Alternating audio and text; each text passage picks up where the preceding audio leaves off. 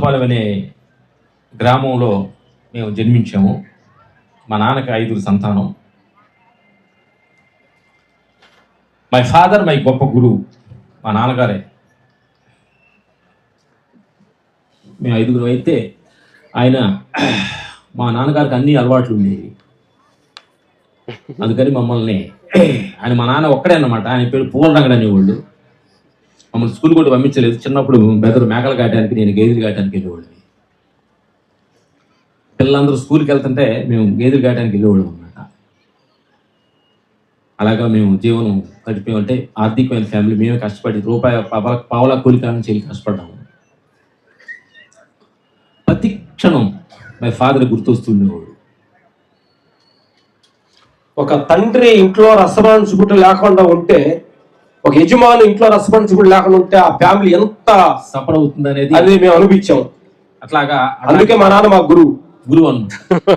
ఎందుకనంటే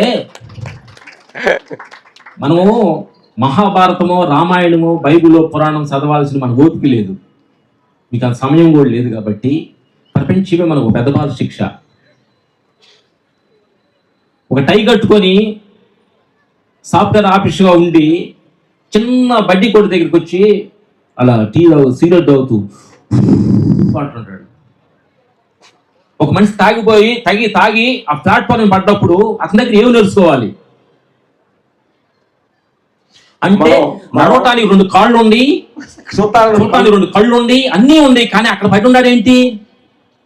ఏం చేశాడు మనం ఏం చేయకూడదు. ప్రపంచం ఒక పెద్ద బాధ శిక్ష. అలాగా మేము స్కూల్కి వెళ్ళలేదు. ఏలుముద్రము. మా బండరాయే మాకు పెద్ద గురువు. 17-18 సంవత్సరాల వయసులో మా ఊర్లో ఒక రచ్చబండ దగ్గర పెద్ద బండరాయి ఉండేది. అనేవాళ్ళు ఈ బండరాయి ఇప్పుడు ఎవరు లేపేవాడు, జొన్న సంగతి తినేవాళ్ళు లేపుతారు అని పెద్ద అంతా ఉండేవాళ్ళు. మేమిద్దరు మాకు ఎవరు గురువు లేదు. పావులు తిరణాలకి వెళ్ళి ఆంజనేయ స్వామి బెల్లవాడు కొనుక్కొని పావలాకి మెళ్ళ వేసుకొని ఆంజనేయ స్వామి తలుచుకుంటే బలం వచ్చుద్దని నేను అక్కడికి వెళ్ళి దీన్ని లేపాలి అని మా ఇద్దరికి పట్టుస్థాపన వచ్చింది. ఈరోజు ఫైట్ మాస్టర్ గొప్పవాళ్ళు అంటే కారణం మా గురువు మా బండరాయి. మీరు అనుకుంటారు మనుషులు చెప్తే ఇంట్లో బండరాయి చెప్తే ఎలా అన్నారు అనుకోవచ్చు. కానీ నేర్చుకోదలుచుకుంటే దేని దగ్గరే నేర్చుకోవచ్చు. నేర్చుకోదలుచుకుంటే మీకు బ్రహ్మ నుంచి పైనుంచి భగవంతుడు దిగి వచ్చినా కానీ సరే నేను దేవుడు అన్నారు అనుకోండి, బాబాయ్ నీకు అనే రేంజ్లో మనం ఉన్నాం అనమాట.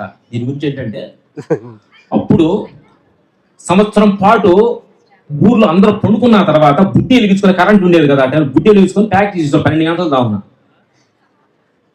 ఆంజనేయ స్వామి తలుచుకోవటం ప్రాక్టీస్. గురువులు ఎవరు లేదు ఇది లేపాలని. అలాగా అలాంటి పండగ సందర్భంలో మా రచ్చబండ దగ్గర ఈ బండ లేపుతానన్నాం. అది ఎదవలారు మీరే లేపుతాను, అందరూ పక్కన మీరు. అప్పుడు వాళ్ళందరూ ముందు ఇద్దరు చెరువు 4 సార్లు బండ లేపేసాము. లేపిన తర్వాత అప్పుడు దాకా మమ్మల్ని ఎదవలుగా చూసేవాళ్ళు మమ్మల్ని హీరోలుగా చూడటం స్టార్ట్ చేశారు. అంటే రమణమారు చెబుతారు, గురి పెట్టిన వాడే గురువు అంటారు. కాన్సన్ట్రేషన్ ఎవరైతే ఫోకస్ చేస్తే అప్పుడు అనిపించింది మనసు పూర్తిగా మనం ఏదైనా చేస్తే ఏమైనా సాధించవచ్చనే నమ్మకాన్ని ఆ బండరాయి మా లోపల నమ్మకం క్రియేట్ చేసింది. అప్పుడు మాకు రామమ్మ లక్ష్మణి ఇద్దరికి 17-18 సంవత్సరాలు పెళ్లి సంబంధం వచ్చింది. పెళ్లి చేసుకుంటానగానే నేను పెళ్లి చేసుకుని ఏదో సాధించాలన్నాం. మా వాళ్ళు ఏం సాధిస్తారు, మీరు 4 ఏళ్ళు కాసుకోండి, 4 ఏళ్ళ పొలం అయింది అన్నారు. లేదు సాధిస్తామని ఏమేమి తెలియదు. అప్పుడు ఫస్ట్ టైం సినిమా హీరోలు ప్యాంట్ వేసుకుంటున్నారు, మనం కూడా ప్యాంట్ వేసుకోవాలని. అంటే మనిషికి మన ఇంప్రూవ్మెంట్ కోసం 85లో మేము చెన్నై వెళ్ళడం జరిగింది. రాజు మాస్టర్ దగ్గర మా ఫైట్ మాస్టర్ వెళ్ళటప్పుడు మా నాయనమ్మ వెళ్ళబోయేటప్పుడు మా నాయనమ్మ ఈశ్వరమ్మ, మా తాతగారు నాగయ్య ఇద్దరిని పిలిచి మీరు ఎక్కడికైనా వెళ్ళాలి, సినిమాలో వెళ్ళాలని ఉంటుంది అంటున్నారు, కానీ మీ నాన్నలాగా మటుకు అవద్దే అని ఉట్టేస్తుంది. చెన్నై వెళ్ళాము. సినీ ప్రపంచంలో ఫైటర్స్ అంటే కొంచెం రఫ్గా ఉంటారు, మీకు తెలుసు అనమాట. రౌడీస్, మర్డర్ చేసిన వాళ్ళు, జైలు వెళ్ళి వాళ్ళు, అట్లా రౌడీస్ అంటే టఫ్ జాబ్ ఫైటర్ అంటే. అలాంటి మధ్యలో వెళ్ళినప్పుడు మమ్మల్ని చాలా మంది ముందు తాగలేదని, సిగరెట్ తాగలేదని, వాళ్ళతో జోక్ లేదని చాలా కంప్లైంట్ వచ్చి మా రాజు మాస్ దగ్గర ఈ పాయింట్ చెప్పి మేము కథలోకి వెళ్ళిపోతాం. రాజు మాస్ దగ్గర ఫ్యాక్టరీ జరుగుతుంది. 3 సంవత్సరాలు వెళ్ళిపోయాము, డబ్బులన్నీ అయిపోయినాయి. మా రాజు మాస్ దగ్గర అందరూ ఫైట్స్ అంతా కంప్లైంట్ ఇచ్చారు. రామలక్ష్మి ముందు తాగట్లేదు, సిగరెట్ తాగట్లేదు, ఇది తాగితేనే ఉండాలి లేకపోతే వెళ్ళిపోవాలి. మా రాజు మాస్ దగ్గర మిద్దిపైన పార్టీ జరుగుతుంది. గ్లాసులో 2 పెట్టాడు. రామలక్ష్మణలో ఇది తాగితే ఉన్నాడు లేదా వెళ్ళిపోమన్నాడు. అంటే మనకి ఈ సన్నివేశం ఎందుకు అంటున్నానంటే, అక్కడేదో మా టైంలో గురువులు ఎవరు లేరు. కరెక్ట్గా మా నాయన మా కళ్ళ ముందు కల వచ్చింది. మా నాన్న గుర్తు వచ్చాడు, మా గురువు కదా. అలా గ్లాస్ ముందు బాటలు చూసాము. నేరుగా రాజు మాస్ దగ్గరికి వెళ్ళి 3 సంవత్సరాలు మా డబ్బులన్నీ అయిపోయినాయి, నేను ఇంటికి వెళ్ళిపోవాల్సింది అని కాళ్ళు నమస్కారం చేసుకుని మా నాయన మాట ఇచ్చాము. మా నాన్న దీన్ని టచ్ చేసిన వల్లనే మా జీవితాలు ఇలా సంకనాగిపోయినాయి అని కాళ్ళు నమస్కారం తీసుకొని, నువ్వు దూకముంటే గురువుగా బిల్డింగ్ నుంచి దూకుతాం, ముందు మళ్ళీ తాగమని చెప్పి బ్యాగులు తెచ్చుకొని బయటకు వెళ్ళిపోయి వెళ్ళిన తర్వాత కొంత దూరం వెళ్ళిన తర్వాత మళ్ళీ పిలిపించాడు. చూస్తే ఆ గ్లాస్ లో పాయసం ఉంది, ముందు లేదు. టెస్ట్ చేసాడు. అలాగా ఈ ప్రపంచంలో మనల్ని కోసం ఇలాంటి సిచ్యువేషన్ మనకు ఎదురు వస్తూ ఉంటాయి. మనందరం మిత్రులు చెప్పేది ఏంటంటే, అన్నిట్లో ఏలు పెట్టి మన ఆత్మస్థితిలోకి వెళ్ళలేము. కొన్ని మనం సాక్రిఫైస్ చేస్తేనే అసలు మన గురించి తెలుసుకోగలుగుతాం అనే సత్యాన్ని మేము అక్కడ స్టార్ట్ చేసుకొని, ఇది మా జీవిత చరిత్ర. అలాగే సినిమా ఇండస్ట్రీలోకి వెళ్ళటం, అవార్డ్స్, నంది ఇవన్నీ వచ్చినాయి. కథలోకి వస్తున్నాం. ఇక్కడ అసలు ట్విస్ట్ ఇది. ఊర్లో సెంటు పొలం లేదు, తినటానికి ఒక పూట తింటే 2వ పూట భోజనం కాదు, తినేది కాదు. నేను కోతకు వస్తే గోధులో పడిపోతే, అన్నం కడుదిరి పడిపోతే పక్క వాళ్ళు కోత కోసం వాళ్ళ దగ్గర అడుక్కొచ్చి మా పిన్న వాళ్ళు పెట్టారు. అన్నం అంటే అంత ప్రేమగా ఉండేవాడిని.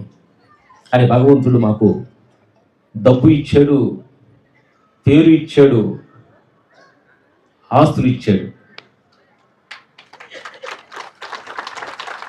అవన్నీ వచ్చి నాకు అర్థమైంది ఇంకేదో ఒకటి కొర ఉందని. అదే మన అందరూ పాటు ఇవన్నీ వచ్చినాయి కదా, మాకు ఈ మధ్య వచ్చినప్పుడు కొంచెం గర్వం కూడా వచ్చింది. తాగుబోతోళ్ళు, చెడ్డోళ్ళు, మంచోడ గర్వం వచ్చి, మంచోడు అన్న గర్వం అన్ని చూడాల. మంచోడు అన్నది, నేను మంచోడు అన్నదే ఈశ్వరుడు, ఇంటి దొంగ ఈశ్వరుడు పట్టలేదు అన్నట్టు, నేను మంచోడు అనుకుంటేనే అసలు వాడు ఎవరు పట్టుకోలేరు. అంటే అన్నిట్లో గల అహంకారంలో కల నేను మంచోడు అన్న అహంకారం చాలా అది మా దగ్గర ఉండేది. మాకు డబ్బు పేరు ఇన్ని వచ్చినాయి, ఈ చోట భయం కూడా వచ్చింది. ఒక మిద్ది మీదకి వెళ్తే భయం వచ్చేది. ఎందుకు భయం వస్తుంది మాకు అనుకున్నాం. మేము చచ్చిపోతే డబ్బులు ఎవరు తింటారు, పేరు ఇలా ట్రావెల్ చేస్తామా లేదా, పేరు ఉంటుందో పోద్దో భయం వచ్చింది. ఇదేంటి పేరు లేనోడికి పేరు వచ్చింది, అన్నం లేనోడికి 3 పూట్ల అన్నం దొరుకుతుంది, ఇంకా రివార్డ్స్ వచ్చి భయం ఎందుకు వస్తుంది? ధైర్యం ఉండాలి కదా. ఏది తెలుసుకుంటే ఇక తెలుసుకునే అవసరం లేదో అది ఆత్మస్థితి.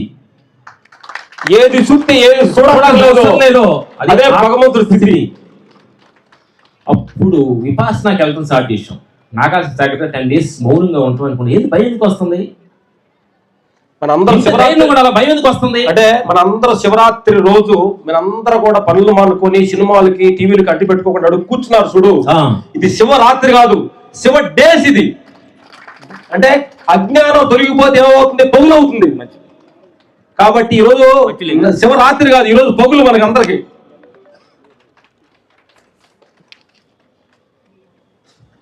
అలా విపాసనకి వెళ్ళి బయట ప్రపంచం పైన ఉండే కెమెరాన్ని ఇలా తిప్పాం మా మీదకి. ప్రతి మనిషి అది చేయాలి. ప్రపంచంలో వాడు అలాంటి వాడు, వీడు అలాంటి వాడు. ఆ కారు వేసుకున్నాడు, ఈ కారు అలా చెర కట్టుకుంది, వీడు చెర కట్టుకున్నాడు, నల్లగుండాడు, ఇది తెల్లగుండాడు అని ఫోకస్ మొత్తం ఇలా ఫోకస్ పెట్టేసి, ఫోకస్ మీరు ఇంకేం లేదు. పెళ్లి సంబంధాలకు వచ్చినప్పుడు పలానోడు ఏంటని అడగండి, మొత్తం చెప్తారు. కానీ మన ఊరు నువ్వేనే అడగండి, వాళ్ళు ఎవరు తెలియదు. ప్రపంచ విషయాల్లో పొద్దున్న లెగుసేలో వాళ్ళు పక్కింట్లో ఏం తింటున్నారు, ఎన్ని మాటలు కొట్టుకున్నారు, ముగ్గురి పిల్లలు ఎన్ని మాటలు చుట్టుకున్నారు అన్నీ తెలుసు. కానీ మనమెవరో తెలియదు. విపాసనకి వెళ్ళిన తర్వాత ఫోకస్ కెమెరా ప్రపంచం మీద ఫోకస్ ఇటు తిప్పాం. ఇప్పుడు 60 అసలు నేను ఊరిని అసలు ఎందుకు వచ్చాను, నువ్వు ఎన్ని రోజులు ఉంటావు ఇదంతా అప్పుడు అర్థమైపోయింది. ఓహో, ఈ భయం అనేది నేను అంటాను ఏంటంటే, ఈ సందర్భం మిత్రులారా, ఇక్కడ ధ్యానం చేసి ఎంతమంది చేతులు ఎత్తండి. చాలా మంది ఉన్నారు. గుడ్. మీరందరూ భయపడి వచ్చి కూర్చున్నారు. ధైర్యంగా వస్తే భయపడ్డారంటారు ఏంటి అంటారు అనుకుంటారా? కాబట్టి ధైర్యంగానే వచ్చారు కానీ భయపడ్డారు. ఎందుకంటే భయం లేకపోతే భగవంతుడు తెలుసుకునే అర్హత లేదు. భయం ఉంటేనే భగవంతుడు అర్థమవుతాడు తగ్గితే అందుకే మీరు వచ్చారు. మీకు భయం ఉంది, అందుకే మీకు భగవంతుడు. ఎందుకు భయం ఉంది?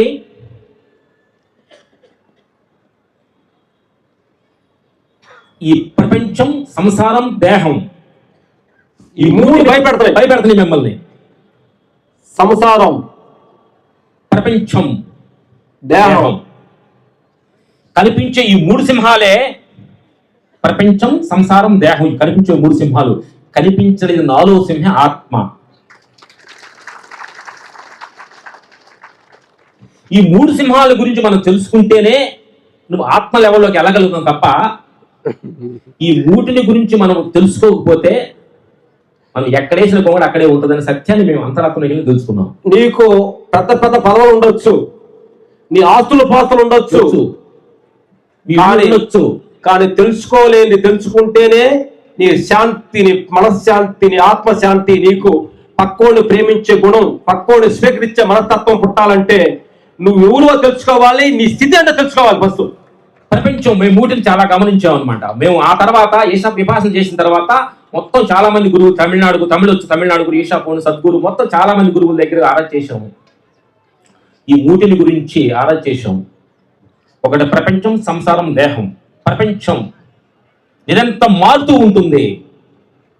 ఇది ఒకే రకంగా ఉండాలనుకుంటే నీకు దుఃఖం. నిరంతరం మారేది ప్రపంచం. నీ బిజినెస్ లాభం వస్తుంది, నష్టం వస్తుంది. ప్రపంచంలో ఆఫీసులో పొగుడుతారు, తిరుగుతారు, నిరంతరం మారుతూ ఉంటుంది. ఇది ఒకే స్థితిగతులు ఎక్స్పెక్ట్ ఏం చేయొద్దు. పొగిడారా, బయటికి వెళ్ళి పొగిడారా, ఓహో రేపు తిడతారుగా, ఇలా తిట్టారా రేపు పొగుడతారు. ఇది నిరంతరం మారేదే అని సత్యాన్ని గమనించుకోండి. ఒకసారి లాభం వస్తుంది, ఇంకో నష్టం అవుతుంది. సత్యం ఇది నిరంతరం మారేదే. దీనిలో మట్టికి నిరంతరం ఒకే లెవెల్గా ఉండాలని ఎక్స్పెక్టేషన్ చేస్తే నీకు దుఃఖం, షుగరు, బీపీ లేని సత్యాన్ని తెలుసుకోండి. రెండోది సంసారం. ఒకరోజు మీ ఆవిడ గారు వస్తారు, ఏమంటే నాకు దొరకటం మీరంతా నాకు దేవుళ్ళగా దొరికారండి అంటది. 4 రోజుల తర్వాత మొదటి కూడా నేను చేసుకున్నాను చూడ, నా కర్మ తిడితే ఏమైనా అనుకోడు కానీ మనసోపలు అనుకోండి. సత్యమా కాదా అందరి మనసులో తెచ్చుకోండి. ఇది నిరంతరం మారుతుంది. హస్బెండ్ వస్తాడు, నువ్వు నాకు దొరకటం, భారీగా దొరకటం ఎంత అదృష్టమే అంటాడు. అదే నోరు 4 రోజుల తర్వాత మొదటి నేను చేసుకున్నాను చూడదో. ఇదేంటి మేము చూసామన్నమాట. ఇది మా వైఫ్ ఆ దగ్గర మేము అంటే ఏంటి ఇది మేము పెద్దవాళ్ళ శిక్ష భగవద్గీత చదవాలా. ప్రపంచం ఏంటి మారుతుంది ఏంటి, నిన్న పొగిడిన ఆవిడ ఇలా తిరుగుతుంది ఏంటి. అదే మనిషి అదే నోరు కదా. నేను మారలా, నేను అట్లే ఉండా. నేను నా భార్యను పొగిడి ఇలా తిరుగుతున్నాను ఏంటి. ఓహో ఇది నిరంతరం ఈ ప్రేమ కూడా మారుతుంది. ఇది మారేదే. ఒకెప్పుడు పొగుడుతాము, ఇంకోటి తిడతాము. ఓ సహజం ఇది. ఓహో ఈ రోజు మావిడ పొగిడింది అనుకోండి, ఏమంటే మీరు అంటే 4 రోజులు తిడతావుగా నువ్వు చెప్పు మనం. అందుకని పొగిడింతలకి ఆహాహా వద్దు, తిట్లకి ఓహో వద్దు. సాక్షి విపాసన అంటాడు, సాక్షిగా ఉండండి, సాక్షిగా ఉండమంటాడు. దేహం మూడోది. ఏదంతా ప్రపంచంలో ప్రపంచం మారుతుంది. సంసారంలో అప్ అండ్ డౌన్స్ వస్తాయి. పూడుతున్నారు, తిడుతున్నారు, ఒక రోజు లాభ నష్టాలు అన్ని వస్తుంది, సహజమే. దేహం ఓ రోజు తింటాము, హ్యాపీగా టక్ టక్ నడుస్తాము, ఒక తెలియకుండా తలనొప్పి వస్తుంది. ఒక రోజు తింటే అరగదు, ఒకరోజు నడునొప్పి. ఏంటిది నేను ఓహో ఇది నిరంతరం ఒక రకంగా ఉండదు. ఇది మారేదే. ప్రపంచం మార్పు చెందుతుంది, సంసారం మార్పు చెందుతుంది, ఈ దేహం మారుతుంది. యవనం, బాల్యం, వృద్ధాప్యం అన్ని మారుతుంది. ఇది మార్పుని యాక్సెప్ట్ చేసుకుంటూ ప్రతి క్షణం జరుగుతున్న సన్నివేశాన్ని మార్పుని యాక్సెప్ట్ చేసుకుంటూ దీని స్థితి ఇంతే, ఈ మూడు ఇంతే. మారనది ఒక స్థితి ఉంది, అది ఆత్మస్థితి. అదే సాక్షి, అదే సాక్షిభూతం, అదే భగవంతుడి తత్వం. అది ఈ మూడు నిరంతరం మారని దాని ఏదైతే ఉందో దాని లోపల ఉండి మనం కానీ చూడగలిగినప్పుడు వెరీ హ్యాపీ, ఆనందంగా ఉంటామనే సత్యాన్ని మేము ఇన్నర్ తాగినట్టు తెలుసుకున్నాం.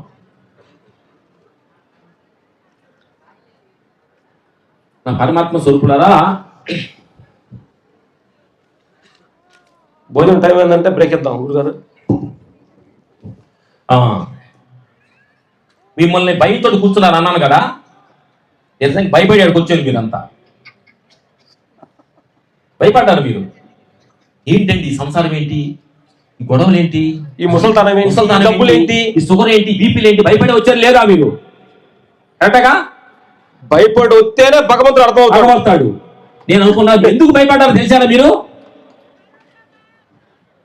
బయట ప్రపంచంలో చట్ట ప్రకారం కొన్ని భయాలు ఉండేవి. మన ఇంకొక ఆస్తి నూకితే చట్టం తప్పు అనేది చట్టం, అది కాదు మనం చేసింది.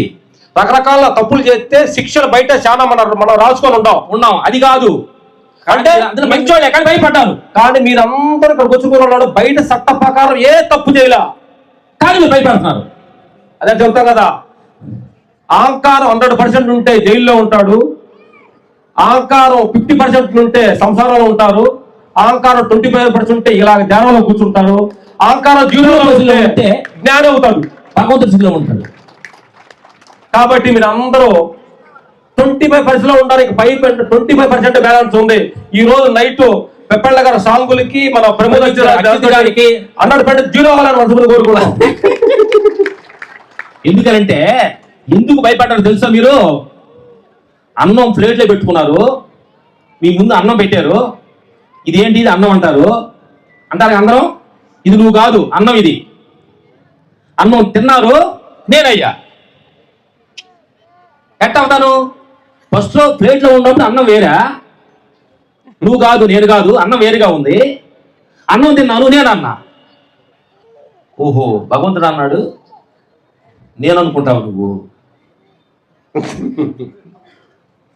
అందుకని ఈ దేహం అసలు నీకంటూ ఏమి లేదు అన్న సంగతి తెలుసుకోవాలి. ఈ దేహం అన్నంతో తయారైన దేహం, ప్రపంచ విషయాలతో అన్నమయ కోశతో తయారైంది ఒక లేరు. మనోమయ కోశ ప్రపంచ విషయాలన్నిటికీ మనసు సేకరించింది మనసు. రెండో లేరు విజ్ఞానమయ కోశ, అంటే ప్రపంచాన్ని మొత్తాన్ని గమనిస్తున్నది మనోమయ కోశ. అంటే ఒక్కొక్క లేయర్ వచ్చింది. ఇది నువ్వు కాదు. అది ఎప్పుడైతే నేను అనే భావన ఎప్పుడైతే నీ లోపల వచ్చిందో నీకు భయం వచ్చింది. ఆత్మస్థితిలోకి మనం ఆత్మసత్యంలోకి వెళ్ళినప్పుడు నేను వాడకూడదు, నాది వాడకూడదు, నేను కర్తని భక్త అనకూడదు, మూడో రెండు ఇవన్నీ నేనేనని రాగదేశాలతో కొట్లాడకూడదు. ఇది ఆత్మకుండా సత్యం. ఇది ఆత్మకుండా నియమాలు, అంటే మన ప్రపంచ నియమాలు ఎట్లా సృష్టించుకున్నామో ఆత్మకు ఒక నియమాలు ఉండేవి. నేను అంటావా, ఏది నీది గాఢ నిద్రలో మేము వచ్చి అడుగుతాం, ఎవరన్నా మీ ఊరి పేరు కానీ, నీ ఊరి పేరు, నీ అడ్రస్, నీ ఆస్తుల పేరు చెప్పగలరా? అప్పుడు చెబితే నువ్వని ఒప్పుకుంటాను. నేను గాఢ నిద్రలో ఎవరు నీకు తెలుసా, నీ పేరు అడిగితే చెప్తారా? నేను అంటాము నా కొడుకండే అని అంటాము. నీ కొడుకుని ఎలా తయారు చేసావు నువ్వు?